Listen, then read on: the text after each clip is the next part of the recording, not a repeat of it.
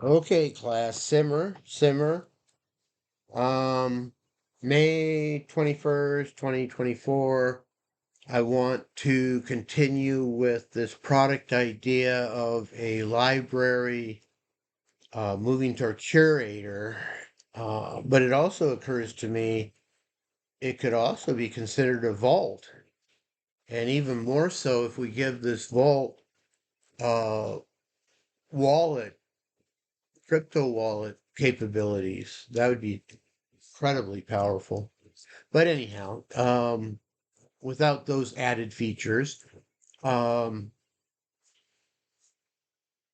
yeah, considering it a vault because you'd have to have that NFT that's the key to open it to interact with it. So whatever you put in there, you're pretty assured that nobody can access it but somebody who has your key. So if you've given it to somebody else, well, that's your that's your ballywick. Um,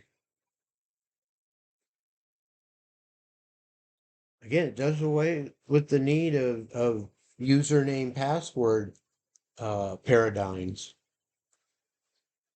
So I don't know. I'm not going to get into the scenario of um, where you want it to be shared space, you know. Um,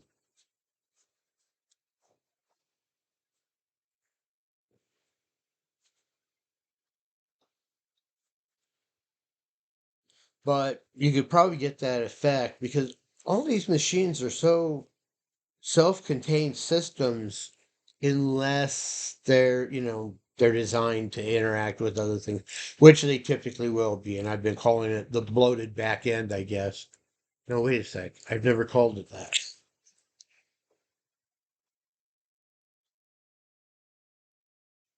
But it's a good fit because you got the NFT, which is the key, and you got the D app, which is basically the system, the machine that's going to do what its use case is for.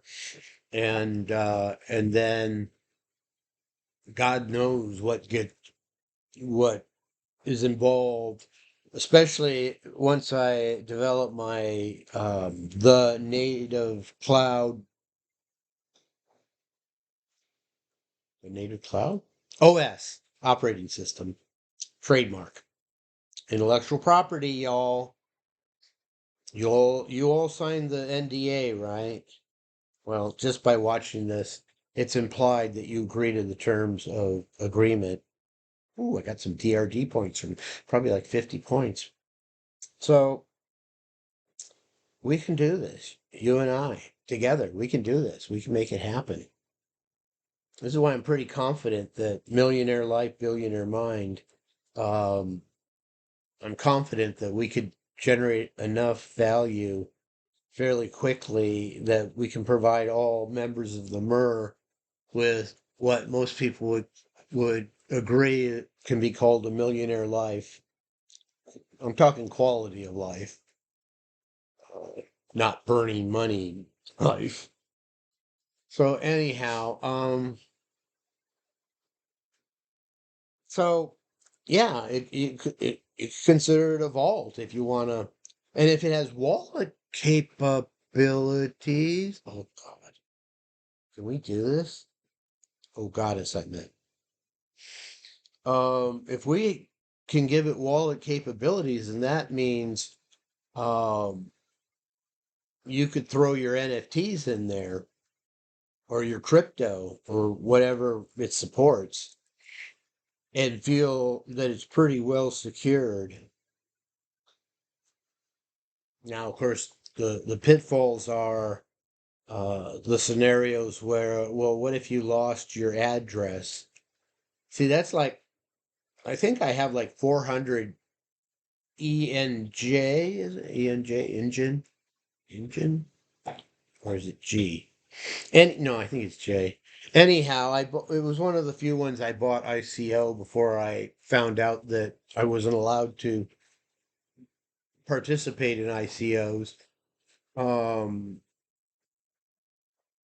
And it's been around. It's not an exciting token or anything. But the point is I think it's on Ethereum and it's out there somewhere on the Ethereum blockchain, but I don't know the address unless I have it documented somewhere and somebody comes along, some archaeologist comes across it. I don't know what the address is, so I can't touch it.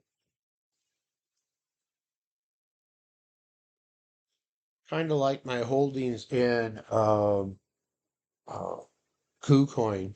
KuCoin, yeah.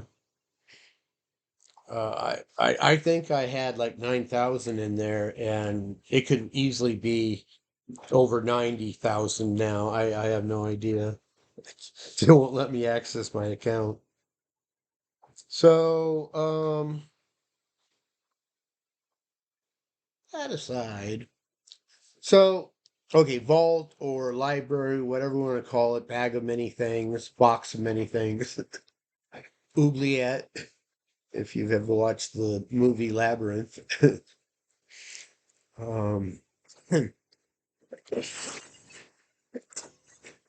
yes, there actually was such a thing as an oubliette, French, I believe. So,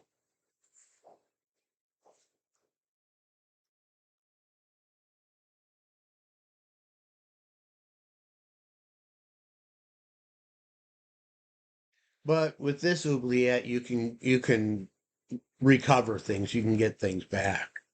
The library indicates that yeah, there's some kind of system so that you look up, find out what the ID is for the item you're interested in, and and recover it, and and yada.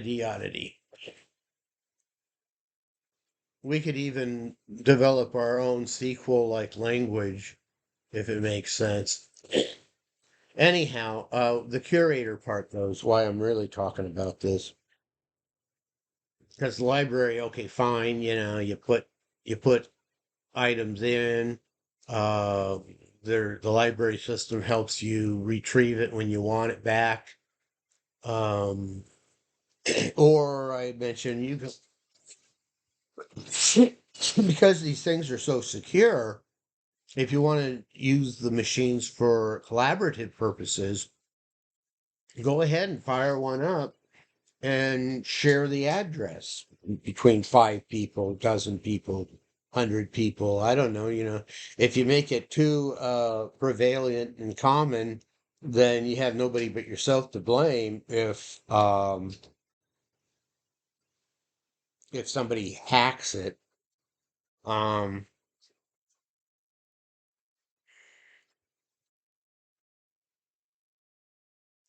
See, that's like what I've been talking about in a lot of my recordings. There is so much potential to NFTs alone. Practically nobody knows about it, I think, because people are still, searching, trying things with new angles and stuff like this. It's like I always say, what do I always say?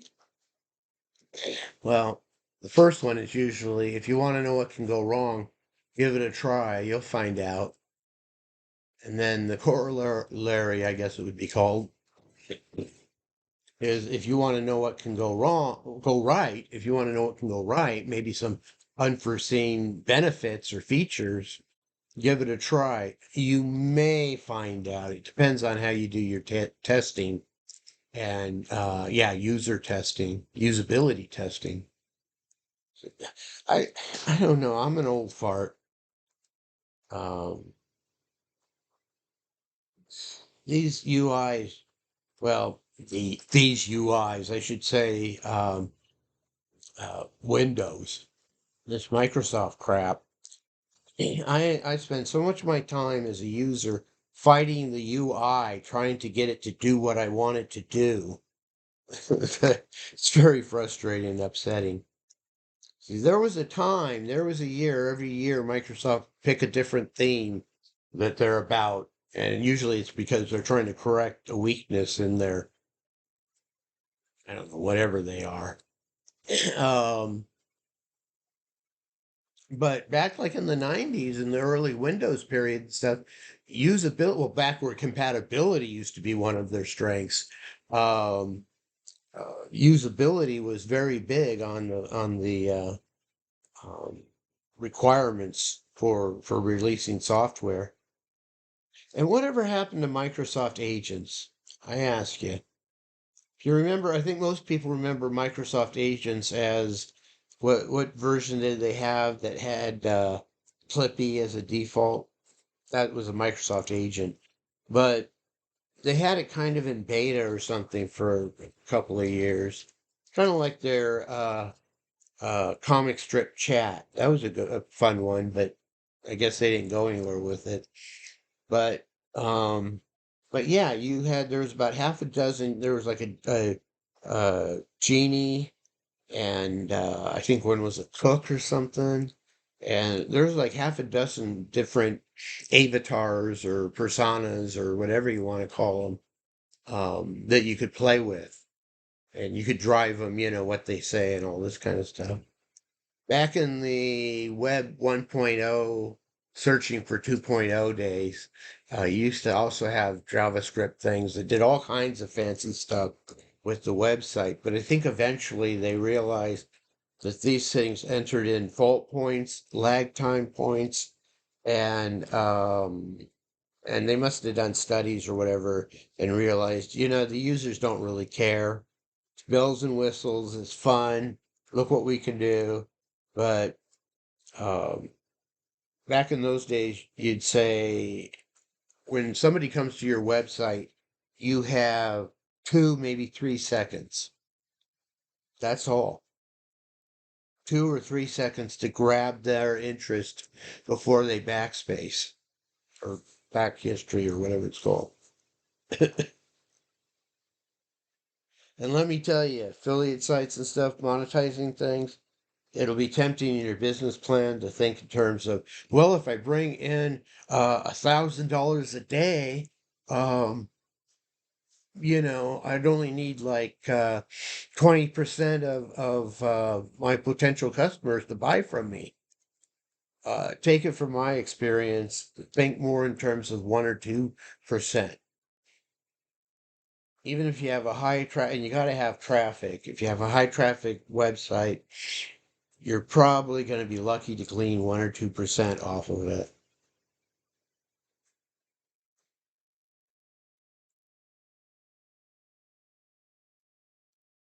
I'm just saying, if you don't believe me, go try it yourself. It's kind of 10, 15 years too late. I'm telling you the coming thing. 2024, it's here. And it's going to just keep coming stronger and stronger. So if you want to be in the right place at the right time, oh yeah, last year I was recommending cybersecurity, but if you want, then we can merge the two together and say, be a Web3 developer and focus on cybersecurity if you want. I mean, and even grifts, smoke and mirrors, and all that kind of stuff. People would eat it up. You know what they're eating up this year? AI. Every vendor's got to have their AI. Hey, our product uses AI. And of course, no people don't know what the heck that means. Um, and it can have a very broad meaning. Because I'll tell you, there's no intelligence. If there's any intelligence that's in it, it's been configured by a human. And then you got the garbage in, garbage out problem. Which, getting back to curating, 14 minutes, got to bounce.